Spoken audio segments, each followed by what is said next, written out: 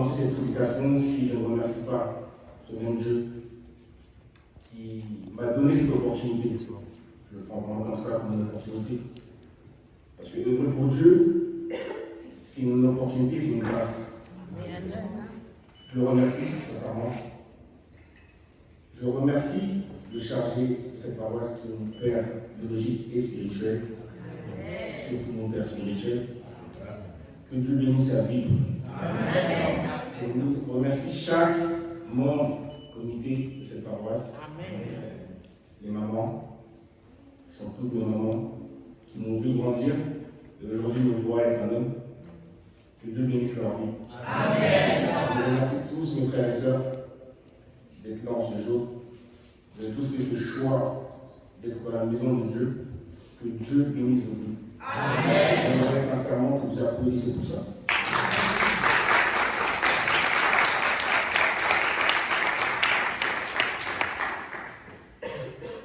Chers frères et sœurs en Christ, deux lectures nous ont été proposées ce dimanche. La première dans le livre de Genèse, où on voit l'histoire de deux frères, Caïn et Abel, qui ont fait tous deux une action de grâce auprès de Dieu. Mais un, Dieu a un regard favorable. Et l'autre, Dieu n'a pas eu un regard favorable. J'aimerais qu'on monte un peu plus haut même, si vous voulez, avant de venir d'abord à Caïn et Abel. On sait tous que Caïn et Abel sont les enfants d'Adam et Ève, les premiers hommes sur terre. Avant que le péché n'entre sur la terre, Adam et Ève avaient cette chance où ils pouvaient communiquer directement avec Dieu. Il n'y avait pas de. Dieu leur parlait directement. Il n'y avait pas d'intermédiaire. Eux-mêmes, ils n'avaient pas conscience de leur nudité. Tout était saint. À partir du moment où ils ont désobéi à Dieu et ils ont péché, Dieu leur a plus donné accès à cette liberté qu'ils avaient en fait avec Dieu. Et ça a créé déjà cette condamnation. Pourquoi je veux commencer par là? Parce que tout ce que la Bible nous enseigne parle de ça. La volonté de Dieu de base, ce n'était pas que nous soyons condamnés à cause de nos péchés. Dieu a un plan pour nous, c'est que nous puissions pleinement vivre selon son œuvre. Du coup, Caïn et Abel, comme la Bible nous dit, d'ailleurs j'aimerais qu'un frère ou une sœur me prenne le début de la lecture.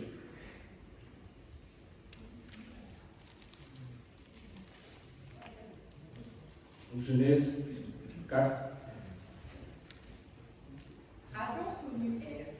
Adam connut Ève, sa femme.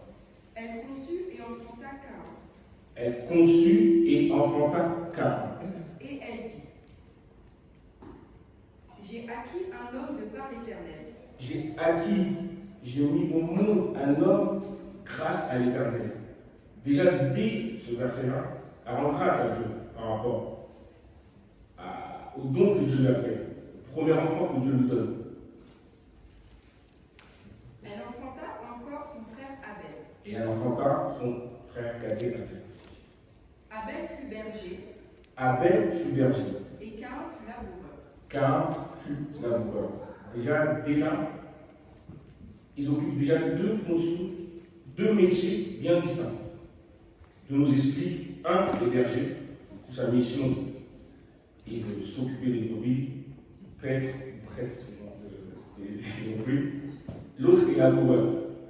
On comprend qu'ils ont deux métiers. On ne dit pas qu'un métier est meilleur que l'autre. Même supposer que si Caïn a eu la grâce d'être un premier laboureur, peut-être que c'était le métier, entre guillemets, le plus adapté ou propice, ou le plus béni, si je peux dire, entre guillemets, que Dieu souhaitait entre les deux frères. Au bout de quelques temps, Caïn fit à l'Éternel une offrande des fruits de la terre. Caïn fit à l'Éternel une offrande des fruits de la terre. Et Abel, de son côté, en fit une des premiers-nés de son troupeau et de leur graisse. L'Éternel porta un regard favorable sur Abel et sur son offrande. L'Éternel porta un regard favorable sur Abel Et sur son offrande. et sur son offrande. Mais il ne porta pas un regard favorable sur Caïn. Ah non, pas.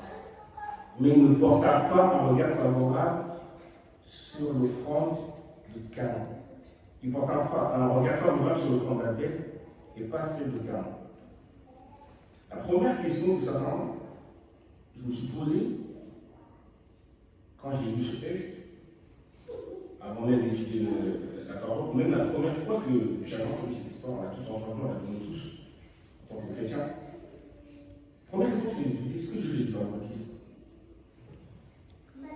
Pourquoi? Pourtant, il y en a un, on nous dit, il est l'amoureux, il donne, il fait cette action de grâce, donc il fait ce geste, on peut supposer qu'il doit plaire à Dieu.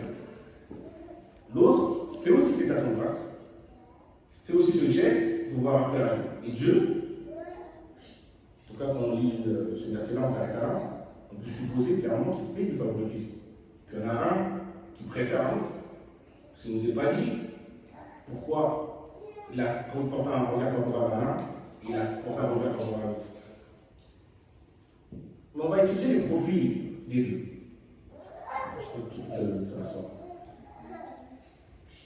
Alors qu'un frère me prenne Matthieu 23, verset 35. Parce qu'on va voir clairement que Dieu nous explique pourquoi il a porté un regard favorable à Abel et un regard non favorable à Caïn. Il faut savoir une chose, Dieu n'est pas un homme pour agir comme nous par la leçon. Dieu est un Dieu de justice.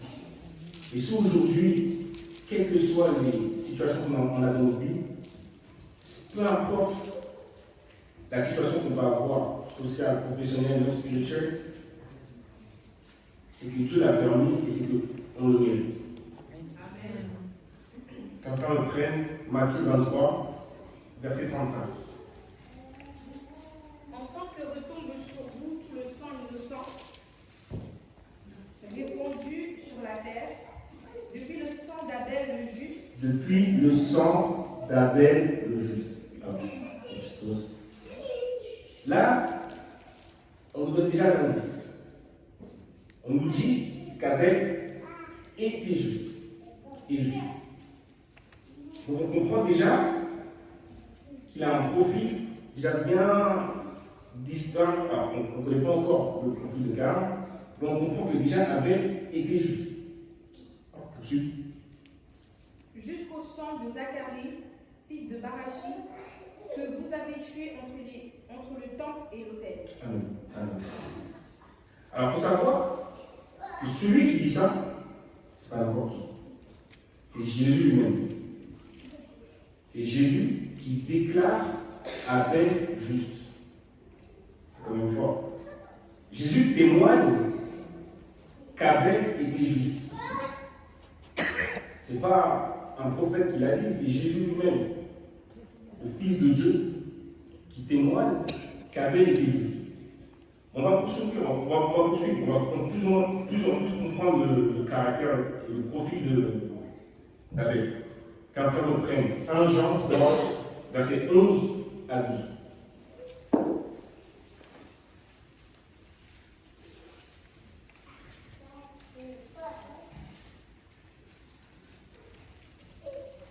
Jean 3,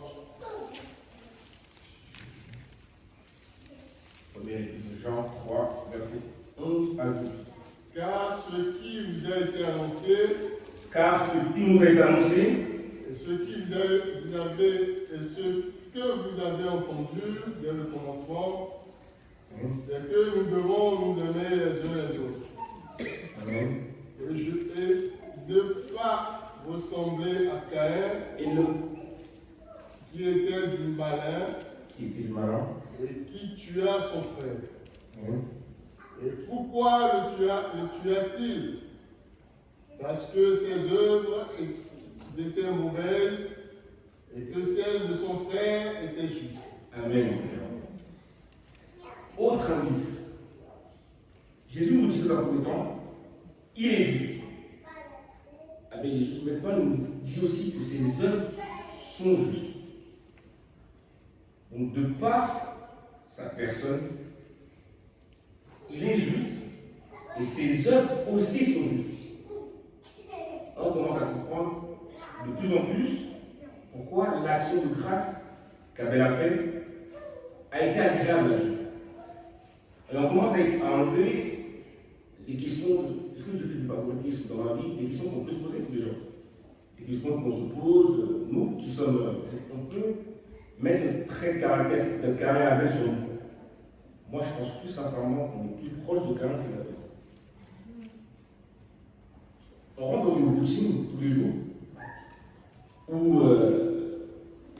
on vient voir Dieu, on prie, ça devient même routinier. Et j'insiste sur ça, comme je l'ai dit, Jésus nous a bien précisé que Abel était juste, ce qui signifie que son cœur était juste. Ce n'est pas juste quelqu'un de bon par apparence, son cœur pleinement était juste. Et la chose sur laquelle Dieu va nous regarder, va nous juger, ce sont nos cœurs. Et ses œuvres étaient justes. Et on comprend que les deux, pourtant, ça c'est une des choses qui m'a marqué quand j'ai lu ce texte-là, je l'ai étudié. C'est les premiers enfants de l'humanité. Après leurs parents, eux aussi, ils avaient aussi cet accès assez direct avec Dieu. Ce que je veux dire par là, c'est que nous, aujourd'hui, on dit on est des enfants de Papa au cheval. Les enfants spirituels de Papa au cheval. Combien de générations sont passées après que Papa soit parti? Après que Papa soit parti. Au moins, ça fait plus de 70 ans que l'Église existe. Ce que je veux dire par là, c'est que les deux avaient cet enseignement. Les deux connaissaient Jésus. C'est pas comme si un connaissait Dieu. Ok, avant que Jésus arrive, il connaissait Dieu, il connaissait l'Éternel. C'est pas comme si un avait un enseignement particulier et un autre un enseignement particulier. Les deux pleinement connaissaient Jésus. Vous allez comprendre pourquoi je vais vous la parole. J'arrive à faire. Nous prenons Hébreux 11, verset 1 à 4.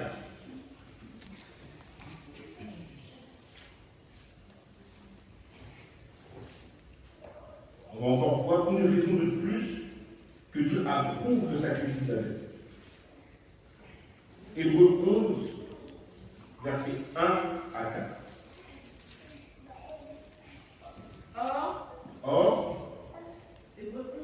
Hébreux 11, verset 1 à 4.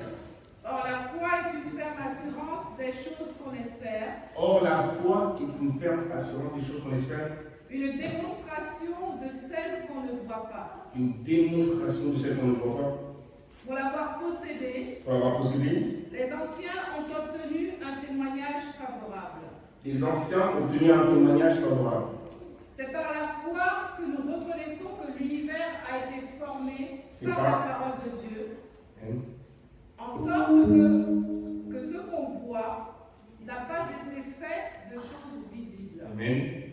C'est par la foi qu'Abel offrit à Dieu. C'est par la foi qu'Abel offrit à Dieu. Encore un indice, une explication. Et là, c'est l'un des plus gros indices. Un sacrifice plus excellent. Un sacrifice plus excellent que celui de Caïn. Car par elle, c'est par elle qu'il fut déclaré juste. Dieu approuvant ses offrandes. Amen. Et c'est par elle qu'il parle encore quoique mort. Amen. C'est très fort. Encore une précision sur le caractère, le profil de Abel. Dans un premier temps, on nous a dit que Jésus nous a dit qu'il est juste. C'est un homme juste. Son cœur était juste. Ses œuvres étaient justes. Il faut savoir une chose, que nos œuvres sont à l'image de nos cœurs. On peut venir tous les dimanches, on peut demain, on peut prier pour les malades, donner de l'argent, et aux yeux de l'homme paraître juste, mais le Seigneur connaît nos cœurs. Si déjà on ne met pas cet amour, ce véritable amour dans nos cœurs, on peut faire tout. On peut faire tous les cultes, prier, chanter à la chorale, tout. Mais si déjà on ne sait pas aimer, Dieu n'aura jamais un regard favorable sur nous. Je prie sincèrement que Dieu nous apprenne véritablement à aimer. À aimer comme il nous a aimés.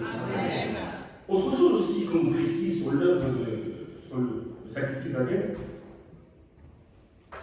il y a une petite précision qu'on nous a donnée dès le départ de la lecture. On nous dit qu'Abel a donné les premiers-nés de ses troupes.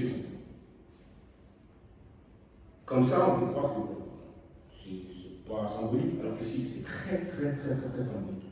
Les premiers-nés de ces troupeaux, vous voyez ça comme demain, vous avez tous un salaire, vous commencez un travail, et la première chose que vous faites, c'est à Dieu, votre salaire vous donne.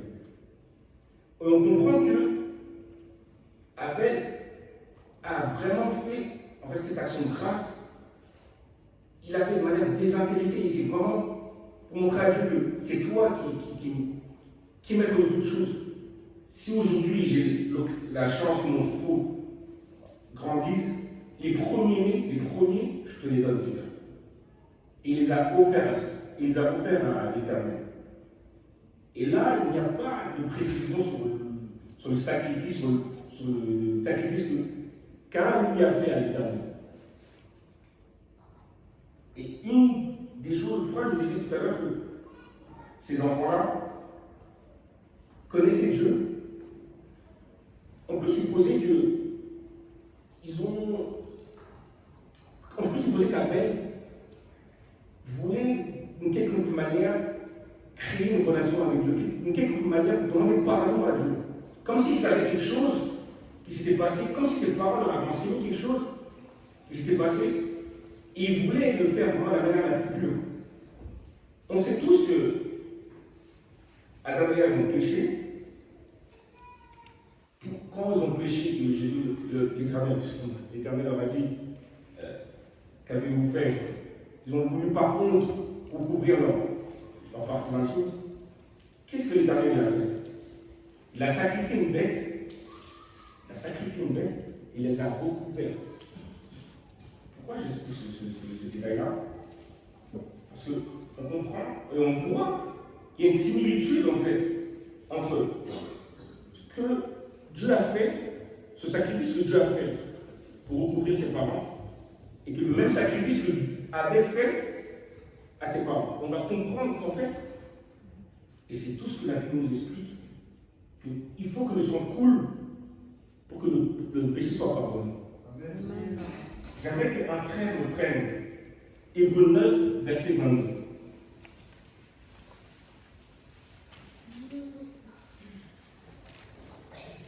Et presque tout, d'après la loi, est purifié avec du sang. Et presque tout, d'après la loi, est purifié avec du sang. Et sans effusion de sang, il n'y a pas de pardon. Il n'y a pas de pardon. Je peux te rassurer, mon frère. Sans effusion de sang, il n'y a pas de pardon. Comme je le disais, c'est comme si Abel savait qu'il était pécheur. À cause des actes de ses parents, il savait, la Bible ne nous dit pas clairement, mais on comprend qu'Abel, par son action de grâce, a imité cette action, ce sacrifice que Dieu a fait en recouvrant ses parents. Alors, il a compris qu'il ne pouvait pas juste offrir quelque chose de banal, mais il fallait que ce soit cool. Il est venu en fait auprès de Dieu de manière très humble, la plus humble, avec limite cette phrase en disant que Seigneur, je suis pécheur. Je suis pécheur. Je ne suis pas mieux qu'un autre, je suis pécheur. Et voilà. Pourtant, la Bible ne dit pas qu'ils ont péché et il fallait qu'ils offrent. Ce n'est pas Dieu qui leur a demandé de faire ce sacrifice. C'est d'eux-mêmes. On comprend qu'Abel savait ça. Et là, on va voir un peu plus le profil de Caïn. Parce que là, jusqu'à là, alors, on a vu quelques versets, on comprend que Caïn avait un sentiment assez mauvais. Alors, j'aimerais qu'un frère me prenne Jean 3, versets 11 à 13.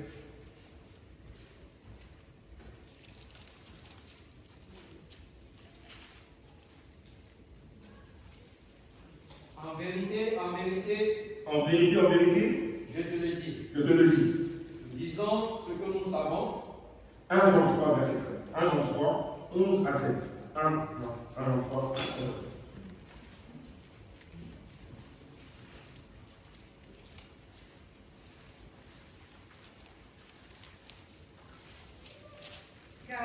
Car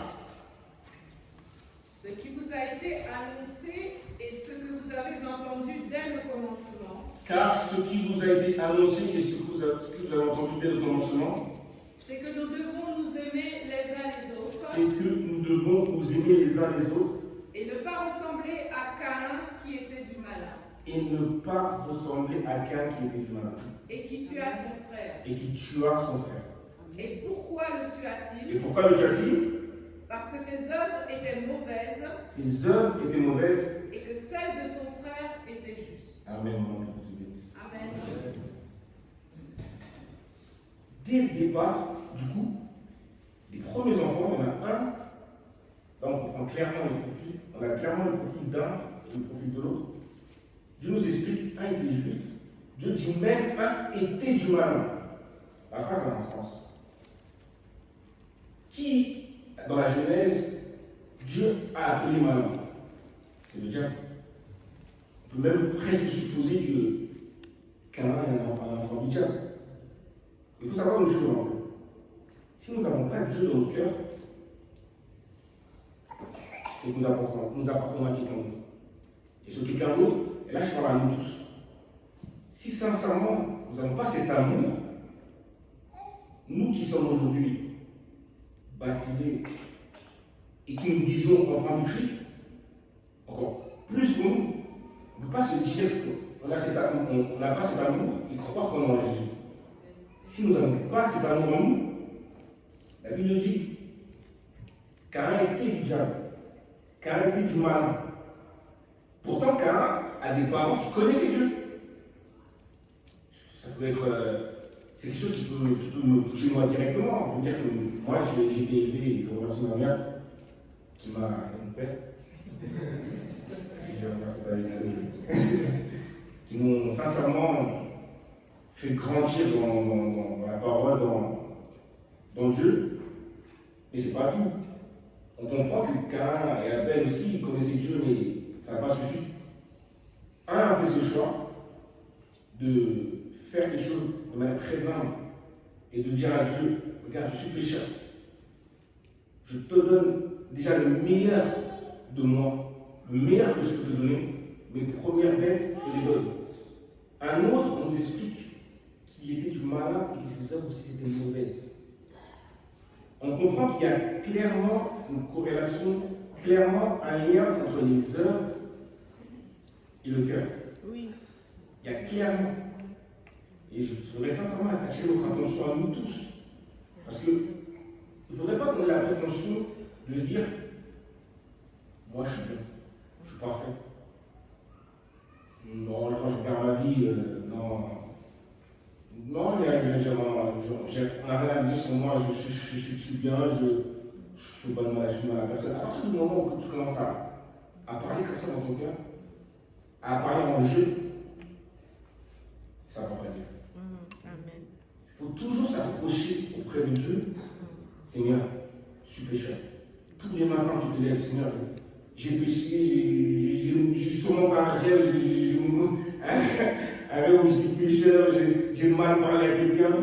Souvent, moi, je fais des songes quand je dis à ma femme. Et si ce songe n'est pas bon, je vois comme un regard, j'ai l'impression que peut-être j'ai péché aussi dans ce songe. Ce que je veux dire par là, c'est que il faut vraiment avoir ce cœur humble en fait. Amen. Mais qui honnêtement, sincèrement, suis né à l'église, que je vois sincèrement, sans citer qui que ce soit, je vois sincèrement se perdre en fait. On s'auto-suffit en fait. On est limite dans une relation avec Dieu. Bon, vous savez, je suis chrétien, c'est bon, je connais la parole, je chanoine bien. Et c'est ça, et c'est comme ça qu'on se perd en fait. Et c'est comme ça qu'on se perd. Et c'est comme ça qu'on croit œuvrer pour Dieu. Parce que Caïn croyait, il faut bien faire. Lui, il ne savait pas. Et tellement en fait, on est aveuglé par nos péchés, qu'on ne s'en rend même plus compte. Caïn pensait bien faire. Parce qu'il aurait peut-être envie de dire.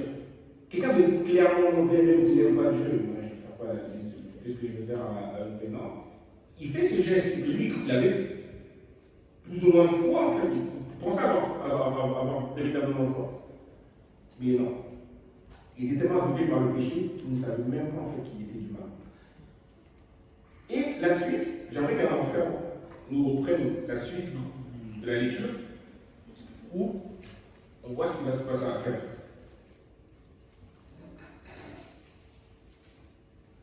À peu près à partir du verset 9. Donc Genèse 4, verset 9. L'Éternel dit à Caïn, L'Éternel dit à Caïn, où est ton frère Abel? où est ton frère Abel? Il répondit, je ne sais pas. Alors là, là on est monté à un cran. Moi, sincèrement, quand j'ai lu cette phrase, je ne sais pas pour vous, moi j'ai eu peur. Dire à l'Éternel, avec affront, je ne sais pas. Je ne sais pas si vous comprenez le sentiment que moi, cette phrase-là, quand j'ai lu que Caïn s'est permis de dire ça, alors qu'on sait tous que notre Seigneur, l'Éternel, est omniscient, omnipotent, il sait tout. Avant même qu'on fasse, il le sait. L'Éternel te demande où est ton frère, il dit je ne sais pas. Alors, remonte un petit peu plus parce que du coup je voudrais comprendre, enfin je voudrais expliquer pourquoi l'Éternel lui demande. Il dit où est ton frère? Verset 6. Verset 6. Et l'Éternel dit à Caïn, L'Éternel dit à Caïn, pourquoi es-tu hérité? pourquoi es-tu hérité? Et pourquoi ton visage est-il abattu? Et pourquoi ton visage est-il abattu? Certainement, si tu agis bien, tu ne relèveras pas ton visage, et si tu agis mal, le péché se couche à la porte, et ses désirs se portent vers toi. Amen. Alors, on avait plus haut dans la lecture, comme je vous l'ai dit, on nous a décrit que Caïn était du mal. Mais là, Dieu fait quelque chose aussi de miséricordieux. Parce que malgré qu'il sait que Caïn est attristé, et malgré que Dieu connaît véritablement le cœur de Caïn, parce qu'il savait déjà que ce que Caïn il l'a fait, il savait que Caïn l'avait fait de manière mauvaise, pas avec un cœur sincère. Dieu lui donne l'opportunité de changer. Là, on peut comprendre que même si on a l'impression en fait, tous les jours, c'est un sentiment qu'on peut tous avoir, on a l'impression tous les jours que Dieu n'agrée pas nos prières. On peut tous avoir ce sentiment, je pense que tout le monde l'a eu au moins une fois. Je viens à l'église, je ne comprends pas. La sœur elle vient d'arriver, elle a tout. Mariage, elle a la voiture, elle a tout. Moi je suis là, je prie matin, midi, soir, je veux bien, je fais tout. Et ma vie elle avance pas. Il faut que sincèrement on se dise, c'est que peut-être en fait mon œuvre n'est pas agréable. Parce que Dieu fait comprendre à Caïn que tu peux bien faire. On peut tous bien faire. Mais il faut faire ce geste d'humilité, de dire que, ok, Seigneur, bon, à ce moment-là, j'ai fauté, je veux apprendre. Et qu'est-ce que la lecture nous dit? Cependant, Caïn adressa la parole à son frère Abel. Mais comme ils étaient dans les champs, Caïn se jeta sur son frère Abel et le tua. Caïn se jeta sur son frère Abel et le tua. Pourtant, Dieu l'avait prévu. C'est comme le terrible. Caïn, par jalousie, pourtant, lui-même, c'était comme terrible. Il savait au fond de lui que l'action de grâce qu'il faisait auprès de l'Éternel, c'était quelque chose de superflu, il n'y avait pas quelque chose, c'était pas sincère. Dieu a créé l'action de grâce de son frère, par jalousie, il va jusqu'à tuer. son frère. C'est des choses qu'on reproduit tous les jours.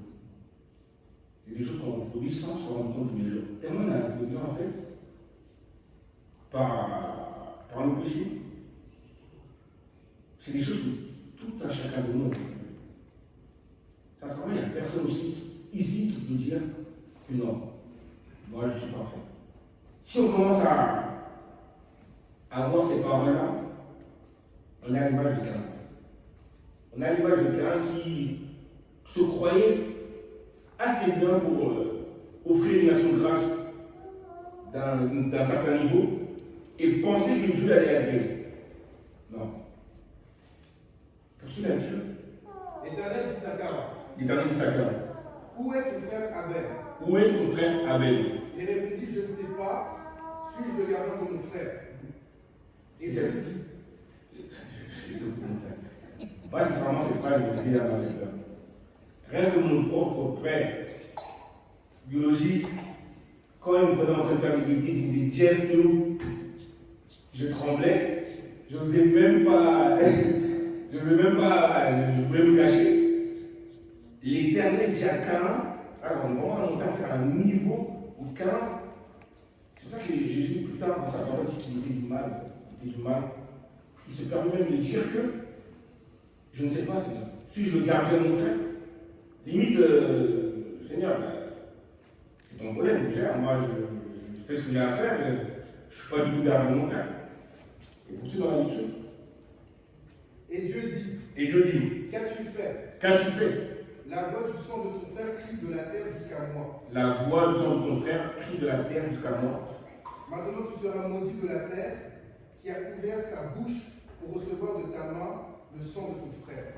Maintenant tu seras maudit. Maintenant je te punirai car tu as tué, tu as enlevé la vie de ton frère. Poursuis. Quand tu cultiveras le sol, il ne te donnera plus sa richesse. Il ne te donnera plus sa richesse. Tu seras errant et vagabond sur la terre, car dit à l'Éternel, mon châtiment est trop grand pour être supporté. Car c'est quelqu'un de très particulier. Voici tu me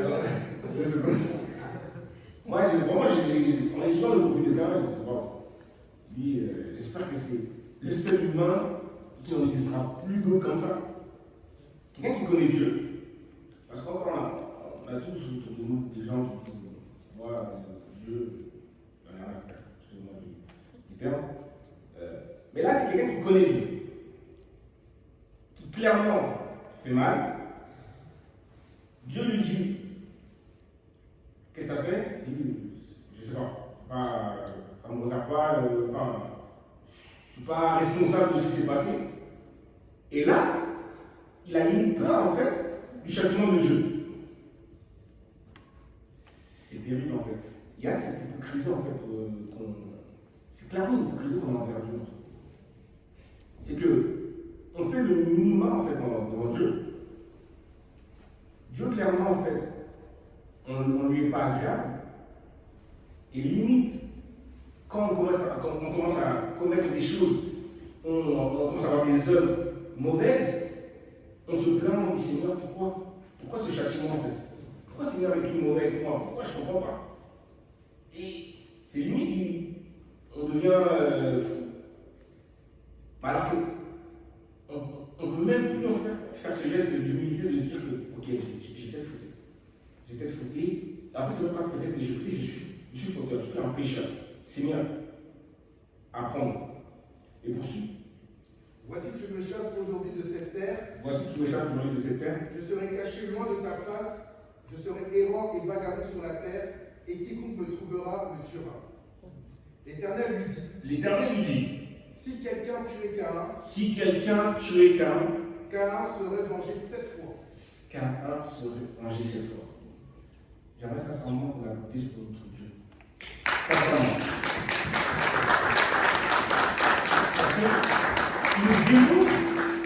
Il nous démontre que c'est extrêmement beau. Extrêmement beau. Et c'est à quel point en fait Dieu nous aime. Et c'est une manière de nous montrer qu'on ne sait pas aimer. Car son frère. Dieu lui demande se plaint, Seigneur, ton châtiment est trop lourd. Il a peur pour sa vie. Que fait l'Éternel? Il met sa main sur lui.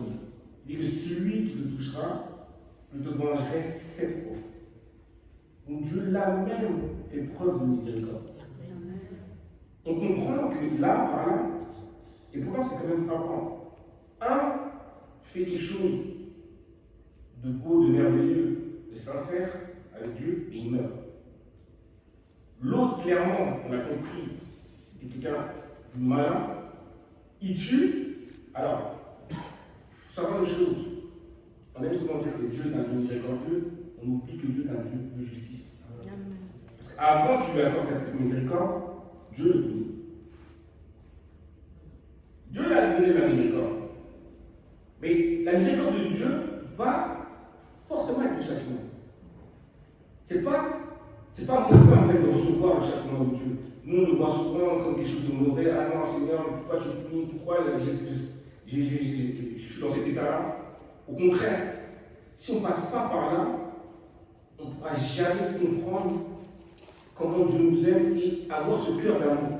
On a besoin que Dieu nous humilie, nous rabaisse, qu'on puisse demain comprendre le mauvais homme qu'on était et pouvoir aimer comme Dieu veut qu'on aime.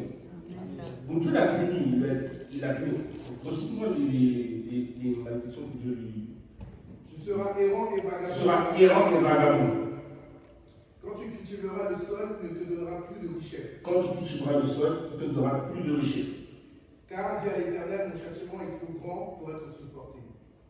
Voici, tu me chasses aujourd'hui de cette terre. Je serai caché loin de ta face. Je serai errant et vagabond sur la terre. Et quiconque me trouvera me tuera. Amen. Amen. Je te crois sans que Dieu te bénisse. Amen. Et là, on comprend aussi une chose. Comme je le disais, il y en a un qui a fait vraiment quelque chose de bon, une action de grâce bonne. Il était juste. Ses œuvres étaient justes et il avait foi. Mais il est mort. Un était mauvais, ses œuvres étaient mauvaises. Il n'avait même pas foi en Dieu, se permettait de mentir à Dieu, et Dieu lui accorde sa miséricorde, tout en lui donnant un châtiment. Du coup, une question me vient. Et du coup, j'ai la réponse aussi quand j'étudiais. C'est que le juste n'a pas forcément. Le juste, la vie d'un juste ne vient pas forcément avec une vie bénie. On peut être juste auprès de Dieu, on peut tout faire de juste auprès de Dieu, ça ne rime pas forcément avec une vie bénie. On l'a vu clairement que Abel était juste. Jésus le proclamait, Jésus qui est Dieu, fils de Dieu, qui est Dieu, qui s'est fait chair, l'a proclamé que Abel était juste. Mais il est mort. Mais la Bible aussi nous dit, la parole de Dieu nous dit, que son sang parlait quoi qu'il soit mort. En fait, on peut croire que un soit mieux sorti que l'autre. Mais en fait, non. Le témoignage de la vie d'Abel est beaucoup plus important que la vie de Caïn. La mort même d'Abel est une figure prophétique de la mort de Jésus. Amen. La mort d'Abel, je le répète, est une figure prophétique de la mort de Jésus. Je vous explique. On va faire un parallèle entre ce qui est arrivé à Abel et à Jésus. Abel, il offre un sacrifice agréable à Dieu. Notre Seigneur s'offre lui-même en sacrifice agréable à Dieu. Abel offre ses premiers de son troupeau. Dieu offre son premier-né, qui est l'Éternel, le premier-né de toute la création. Caïn dit à Abel, sortons, et il amène dans le champ. On sait tous que notre Seigneur a été amené hors de la ville. Car tua Abel, son frère, qui était innocent. Notre Seigneur, innocent, est tué par les Judéens, ses frères. En vérité. Le sang d'Abel crie à son frère. Le sang de Christ retombe sur les Juliens, ses frères. Donc on comprend que la première personne dans l'histoire de l'humanité qui meurt est un juste approuvé de Dieu et qui sa mort est à l'image de Christ. En fait, dès que l'homme a péché donc le jardin d'Éden, Dieu avait déjà créé en fait son plan. En fait, il savait déjà, Dieu savait. Dès que Adam et Ève ont péché au jardin d'Éden, son plan était de lui-même se faire chair et sauver l'humanité. Parce qu'il n'y a aucun sang. La Bible nous le dit, c'est pas moi qui dis, c'est la Bible. Pour que nos péchés soient pardonnés, il faut une effusion de sang. À l'époque, c'était courant. On pêche, on sacrifie un agneau, voilà. Mais ça devenait tellement en fait banal, et on était limite détaché en fait de cet acte-là, que Dieu qui sait tout à des années avant savait que le seul sang qui peut pardonner les péchés du passé, présent et futur, c'est le sang de Jésus-Christ. Que son nom soit béni. Du coup, comme je le disais, Abel a un héritage beaucoup plus important que celui de Cain. On peut croire que Cain s'en est mieux sorti, mais non. Abel, de sa mort, a prophétisé la venue de Christ. Amen. Du coup, comment nous tous ici, on compte s'approcher de Dieu? Comme Cain ou Abel? Est-ce qu'on va désormais en fait faire les choses avec sincérité et se dévouer à Dieu de la manière la plus sincère? J'aimerais faire un petit témoignage. Quand j'ai dit, je pense qu'on a tous eu une période où on est plus ou moins tous un cas. Et moi, j'ai une période de ma vie, quand j'ai dit, je remercie l'Éternel de m'avoir mis des parents qui sont dans ma vie, qui m'ont toujours montré la voie de Dieu. Mais malgré qu'ils m'ont montré la voie de Dieu, j'ai une période, voilà, je sais pas, je doutais, sincèrement, je doutais. Je suis à l'église, j'ai commencé comme ma fille, Mariana. Et puis quand je commence à grandir, à être adolescent, voilà, j'ai d'autres envies. J'ai envie de m'amuser, j'ai envie de faire ci, j'ai envie de sortir, j'ai envie de. Quand on est adolescent, on a envie de profiter, sortir, voir ses copains, faire ces choses-là. Quand on me pose la question, ah mais toi comment tu joues? Moi je vais à l'église, t'inquiète. Et on sait que derrière, c'est pas. Je sais pas cette image. Et puis on grandit, je commence à avoir la vingtaine, je me dis bon voilà, je vais construire ma vie. Et il y a une période assez difficile de ma vie. Mon père, comme vous savez tous, comme pas mal dans ça, pendant un moment c'était compliqué. Et je faisais des études même de l'école de commerce.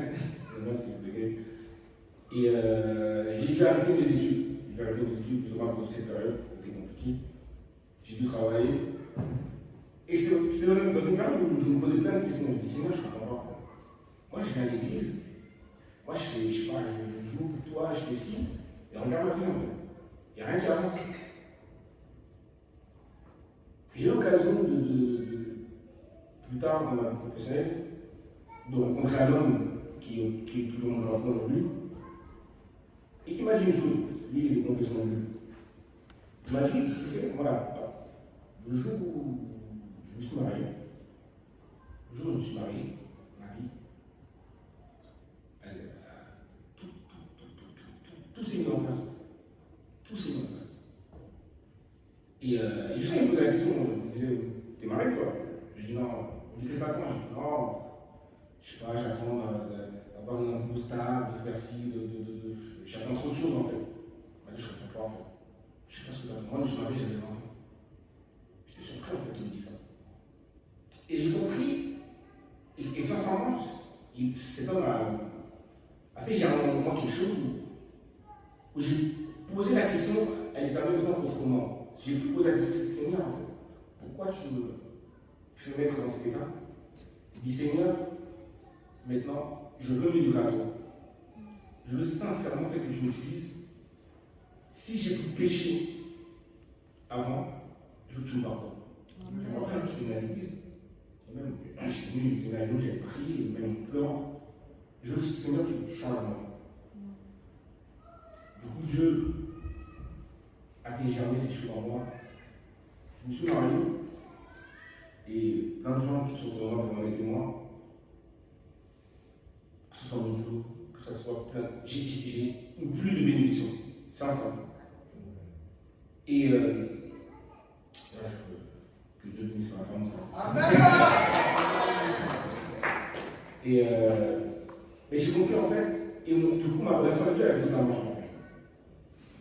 Alors, même si je vous cite là les bénédictions que je vais avoir, quoi qu'il arrive, en fait, l'œuvre d'un chrétien, comme je l'ai dit, ce n'est pas synonyme forcément de bénédiction. Il y a des moments où c'est très compliqué.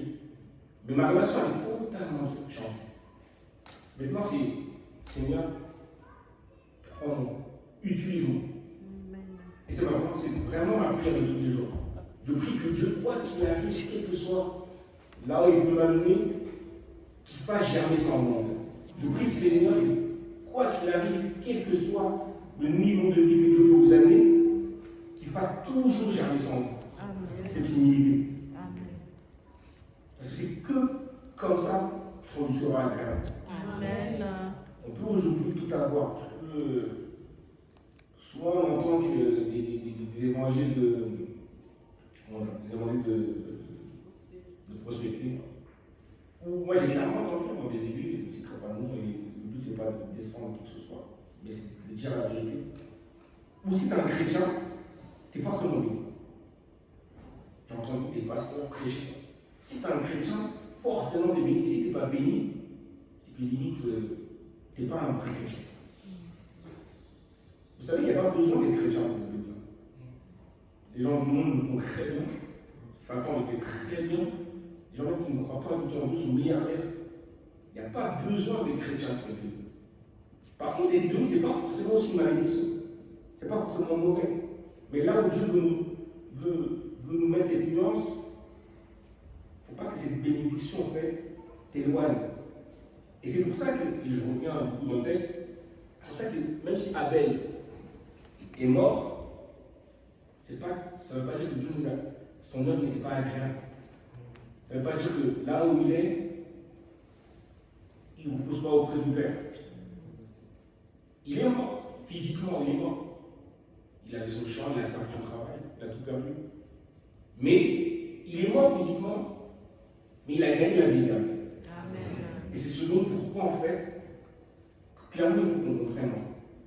C'est pas parce qu'aujourd'hui, voilà, ma vie est dans cet état-là que c'est un problème.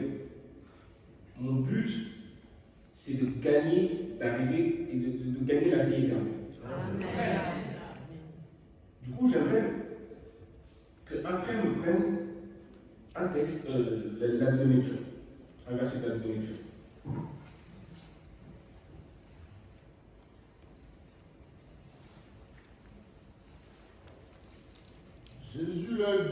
Jésus leur dit, ma nourriture est de faire la volonté de celui qui m'a envoyé. Ma nourriture est de faire la volonté de celui qui m'a envoyé. Et d'accomplir son œuvre. Quelle est cette nourriture dont Jésus parle? Est-ce que Jésus voulait manger du pain? Est-ce que Jésus, je ne sais pas, s'il était à notre époque, avoir un malbouffe, quelque chose de bien consistant, très bon, un golem, comme on dit, super? Non, je ne pense pas. C'était une nourriture en fait qu'à ce moment-là, les apôtres n'arrivaient pas à comprendre. Une nourriture spirituelle. Poursuis, papa. Ne dites-vous pas qu'il y a encore 4 mois jusqu'à la moisson? Ne dis pas, chrétien, que j'ai le temps. Ne dis pas que, bon, moi, avant d'ouvrir, je vais d'abord, comme je disais avant de me donner la vie, il faut que j'obtienne ça, que je fasse ça. Il n'y a pas le temps. La moisson est là, elle est grande et le travail est immense. Merci, papa. Voici, je vous le dis, levez les yeux et regardez les champs qui déjà blanchissent pour la moisson. Levez les yeux et regardez les champs, regardez l'œuvre de Dieu, regardez tout ce qu'il y a à faire. Ça a commencé. Celui qui moissonne reçoit un salaire. Celui qui moissonne reçoit un salaire. Et amasse des fruits pour la vie éternelle. Amasse des fruits pour la vie éternelle. Et amasse des fruits pour la vie éternelle. Afin que celui qui sème et celui qui moissonne se réjouissent ensemble. Amen. Alors, il y a quelque chose d'assez particulier dans ce verset-là. C'est que généralement, celui qui sème, c'est le même qui moissonne. Mais l'Éternel dit, mais il fait une distinction entre. On nous explique qu'il y a une partie à semer et d'autres on moissonne. Et il leur dit que. Alors, poursuis papa, on prend le verset s'il te plaît. Car en ceci, ce qu'on dit est vrai. Autre est celui qui sème. Autre est celui qui sème. Donc, une partie à semer déjà. Et autre celui qui moissonne. Autre est celui qui moissonne. Je vous ai envoyé moissonner. Je vous ai envoyé moissonner. Ce que vous n'avez pas travaillé. Je vous ai envoyé faire l'œuvre, ce que vous n'avez pas commencé. Je vous ai envoyé faire continuer quelque chose que vous n'avez pas commencé. D'autres ont travaillé et vous êtes entrés dans leur travail. D'autres ont travaillé, toi chrétien, toi aujourd'hui qui es chrétien, qui baptise. L'Éternel a déjà fait un travail en amont, a déjà semé quelque chose dans l'humanité. Il y a quelque chose que tu n'as plus besoin de faire. Mais il y a un travail que toi tu dois faire en tant que moissonneur. Poursuivons. Plusieurs Samaritains de cette ville crurent en Jésus-Christ à cause de cette déclaration formelle de la femme. Amen. Amen. Merci. Alors, dans ce verset-là, on va essayer de contextualiser le texte. Les apôtres, déjà comme Jésus leur disait que ma nourriture est de faire la volonté de Dieu. Ne comprenez pas en fait. On peut lire un peu plus haut dans le texte, où un apôtre dit mais qui t'a nourri, qui t'a donné cette nourriture, je ne comprends pas. Nous, on partait justement au marché, de chercher tout ça à manger, qui t'a nourri. Jésus leur fait comprendre que non, en fait, j'ai une nourriture bien plus grande que ça. Il faut savoir que Dieu est esprit. Si on part de cette base-là que Dieu est esprit, ses œuvres sont esprit. Si ces œuvres sont esprit, ce qui nous nourrit, c'est notre esprit. Il faut le voir comme ça en fait. C'est assez simple. De la même manière que tu peux nourrir ton corps physique, qu'il a besoin d'être nourri, que tu peux entretenir ton corps physique, demain tu peux aller faire du sport et obtenir un physique extraordinaire, tu dois avoir ce corps de sportif spirituellement. La seule manière, c'est que l'Esprit de Dieu, que tu comprennes déjà qui est Dieu et que l'Esprit de Dieu t'anime. Et que tu comprennes que ce n'est pas une œuvre charnelle. C'est que tout ce que Dieu fait est esprit. Et c'est ça que l'Éternel cherchait à faire comprendre aux apôtres, mais qui n'arrivaient pas à comprendre. Et je vois qu'on m'a fait signe que j'ai déjà dépassé le temps. Et je vais finir aussi par ce type de témoignage. Comme je l'ai expliqué, en conclusion, le premier texte nous explique du coup, comment Dieu veut, dans quel état d'esprit Dieu veut qu'on soit. Il nous dit, pour qu'on soit agréable, pour que nos œuvres soient agréables, il faut qu'on soit juste. Du coup, si nos œuvres seront justes, il faut qu'on ait cet amour-là. Il n'y a pas une loi qui est au-dessus de toute chose. Je vous dis très sincèrement, je peux manger du pain, je peux m'habiller en bois, je peux faire toutes ces choses-là. c'est pas ça qui va me condamner. Vous pouvez ne pas manger du porc, vous pouvez ne pas vous habiller en noir, vous pouvez ne pas porter du rouge. Et si vos cœurs sont noirs, vous serez à l'image de quelqu'un. Ce que Dieu veut, c'est pleinement rentrer dans nos cœurs. Il faut que sincèrement on le comprenne. Que être juste, ce n'est pas juste d'apparence. Et même si on a le sentiment qu'on n'est pas agréable à Dieu, on peut apprendre. Parce que Dieu a dit à Abel, tu peux apprendre. Donc, le premier texte nous enseigne comment être agréable à Dieu, comment œuvrer pour Dieu. Et le deuxième texte nous dit qu'il y a un travail. Mais tant que tu n'es pas agréable, il y a du boulot. Il y a du boulot, la moisson est trop grande. Qu'on fasse ou qu'on ne fasse pas, Dieu, l'Éternel, Dieu lui dit, si vous ne voulez pas le louer, il suscitera des pierres. L'œuvre de l'Éternel ne va jamais s'arrêter parce que vous ne pouvez pas le louer. C'est une grâce qu'il nous donne, c'est une chance, c'est une grâce de connaître, c'est une chance de travailler pour lui. Il faut qu'on en soit conscient. Et du coup, je vais finir par ce dommage, il était long, mais j'essaie de le faire très rapidement. Vous avez tous pu voir qu'on a l'occasion, la chance de partir au Nigeria. Et d'ailleurs, je souhaite qu'on applaudisse pour la vie de mon frère Emmanuel. Sincèrement. Que Dieu bénisse mon frère. Alors, si je t'explique les préparatifs de ce voyage-là, sincèrement, tous ceux qui étaient acteurs de ce voyage-là, on a tous eu. Aujourd'hui, notre foi, elle est fois mille. Elle est fois mille. Je vais essayer de te rappeler. Quand on a commencé les préparatifs, déjà on était un certain nombre de personnes. Et puis on a avancé dans les préparatifs, des vrais problèmes commencent à arriver. Donc, tu travailles la rue. Avant d'arriver à Montchalari, tu travailles à Nathanaël. Donc, quand je lui dis, bon voilà, est-ce que tu serais intéressé de venir au Nigeria pour prester, représenter le corps français? Il m'a dit oui, il n'y a pas de souci, moi je prépare mon passeport et tout. Depuis le mois de mi-juillet, il a mis son passeport en route parce qu'il n'avait pas de passeport. Et quand il était parti à la préfecture lui avait dit, sinon on partait le 1er octobre. La préfecture lui avait dit à monsieur, je vous garantis rien, mon passeport il va seulement venir mi-octobre. Nous on partait le 1er octobre.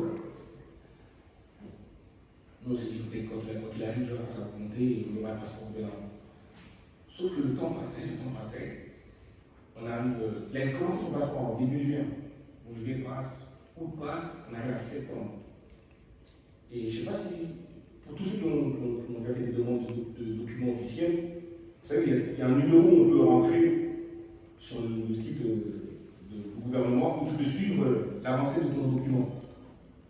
Et quand on appelle le numéro de Nathanaël, on voit qu'il y a au moins 6 étapes qu'il a la première étape. Je vous dis ça, on est début septembre, il faut qu'on parte le 1er octobre. Il nous reste un mois. Et il y a 6 étapes, on n'est qu'à la première étape. C'est pas possible. Entre-temps, plein de problèmes aussi explosent. On apprend que les visas, qu'à la base on devait payer 50 €, je vous dis ça comme ça, vous allez comprendre à la fin. Les visas qu'à la base on devait payer 50 €, on comprend que maintenant c'est passé à 190 € par personne. Et vous ne savez même pas les détails pour savoir comment, à ce moment-là, on avait vraiment plus rien. Autre chose, Kevin, un petit frère aussi à moi, Kevin Meffrey, à la base, on s'était renseigné, parce que lui, là, son passeport est valide. On s'était renseigné, et lui, son passeport est valide que 3 mois. Il lui restait 3 mois de validité. Et on s'était renseigné auprès de l'ambassade du Nigeria pour être sûr que, est-ce qu'avec un passeport valide de 3 mois, on peut voyager? Oui, ne vous inquiétez pas, il n'y a pas de problème. On rappelle.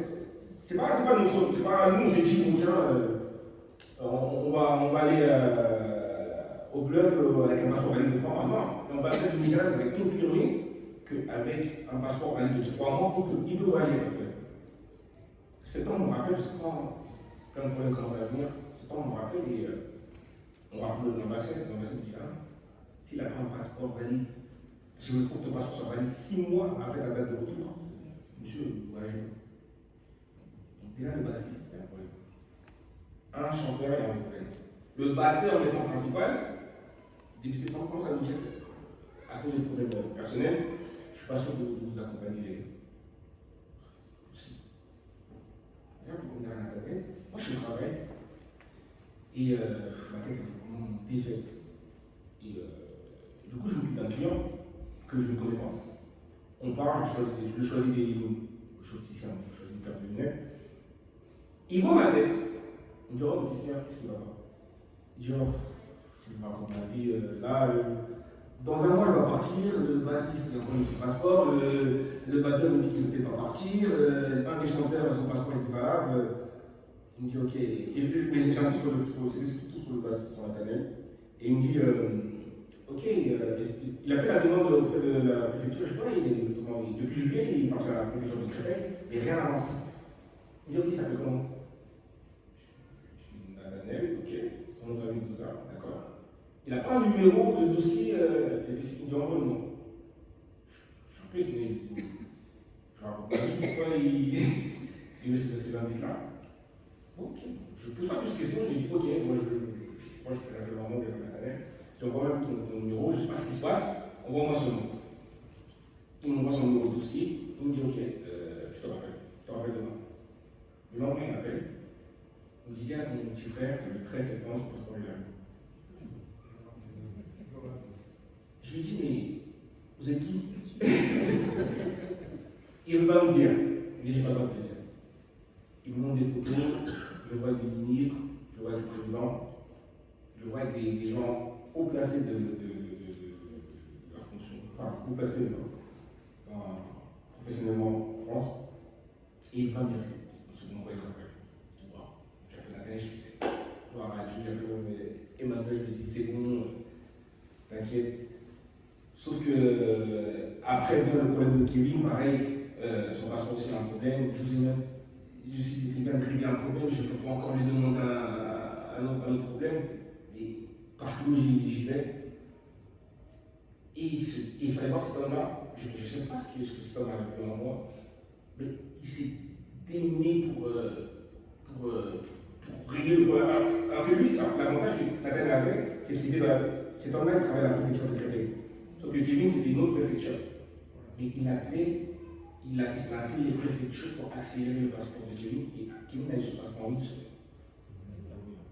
Réglé. Et donc, il y a le cas de l'année.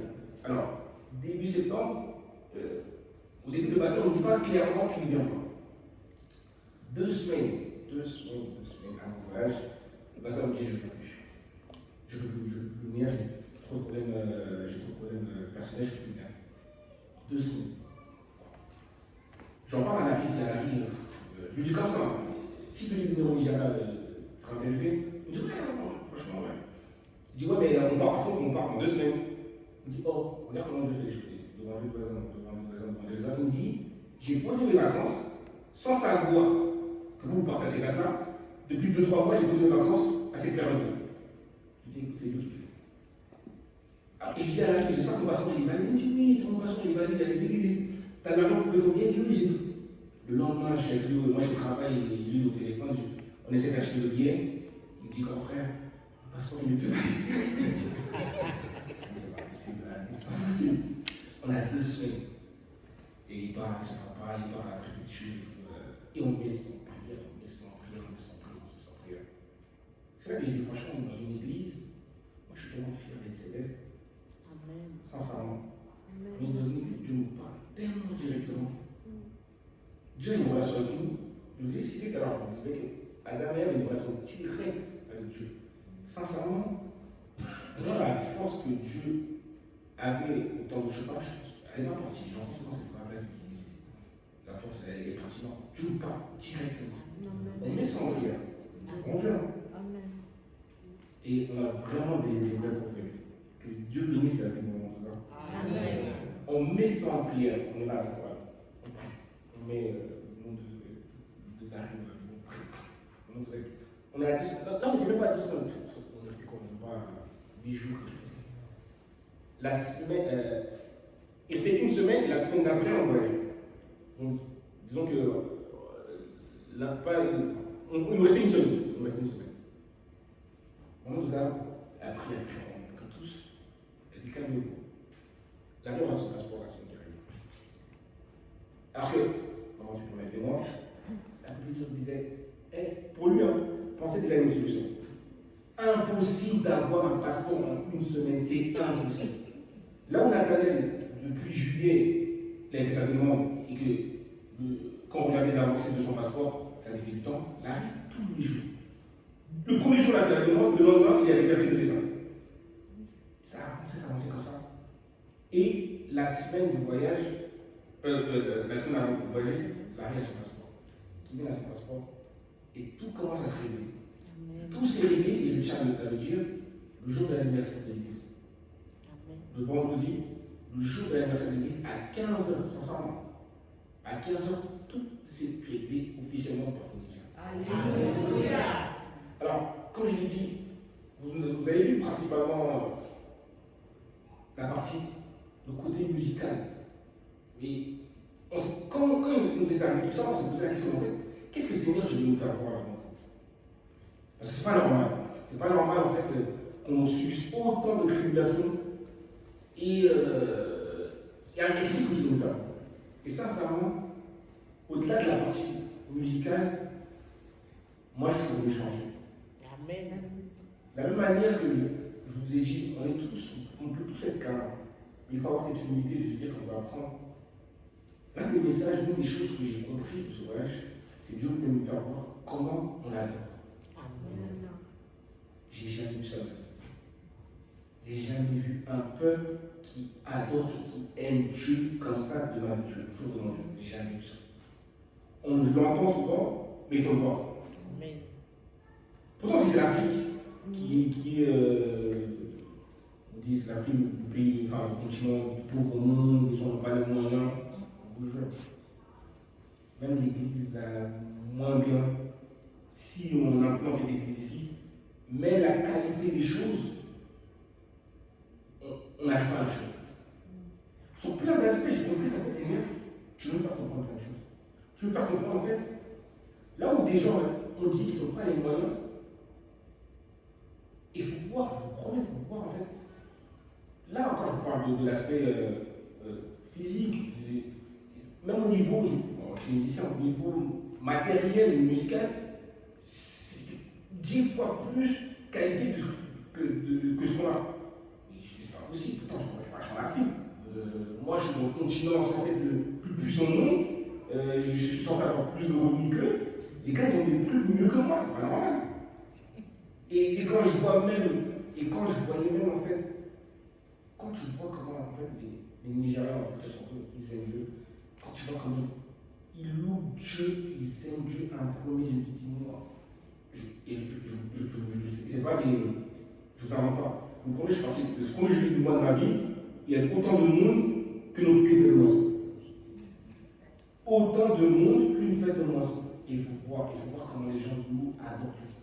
Même le jour où on a presté, j'ai jamais vu autant de céleste. Et malgré la pluie, malgré tout, il fallait voir les gens pleurer. Et franchement, en fait, j'invite tout le monde à vivre ça. À vraiment avoir l'occasion de voir ça. Parce que ça va nous changer en fait. Je pense qu'on, peut-être Européens, Français, on est entré dans une espèce de routine où on se suffit en fait. On croit qu'on est Dieu, on croit œuvrer pour Dieu. Et c'est pas qu'en fait on a l'image de quelqu'un. On croit avoir des œuvres qui sont à l'abattu pour Dieu. Comment c'est vraiment limite à. Excuse-moi du mot, mais dégoûter de nous. Et ça, je pense que s'il a pris une partie de cette jeunesse et on est monté là-bas, c'est qu'il voulait nous faire voir. Regardez comment on mène.